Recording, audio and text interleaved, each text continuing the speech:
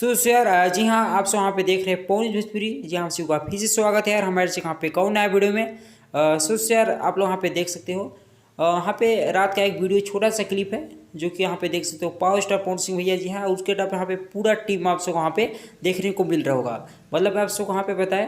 खैर आज शाम को वहाँ पे उषा फिल्म म्यूजिक के लिए यहाँ पे जो यहाँ बहुत ही बड़ा हाई लेवल का एक गाना यहाँ पे शूटिंग हुआ है। उसी के दौरान यहाँ पे एक छोटा सा क्लिप है। खैर आप लोग वहाँ पे देख ही सकते हो। आप सबको बताया कि ये उषा फिल्म के ओनर भी बैठे हुए हैं जो कि अखिलेश यादव, क्या उनका ऐसे कुछ नाम भी है, आप सबको बताएं। हो सकता है ये वाला गाना बहुत ही आप सबको खूब पसंद आएगा क्योंकि बहुत ही हाई लेवल में शूटिंग हुआ है जो कि अभी के टाइम पर 1-2 बज रहे थे जब ये वाला शूटिंग समाप्त हुआ। खैर वैसे तो ये रात लगी जाते हैं गाना शूटिंग होने में, लेकिन आप सबको बताएं।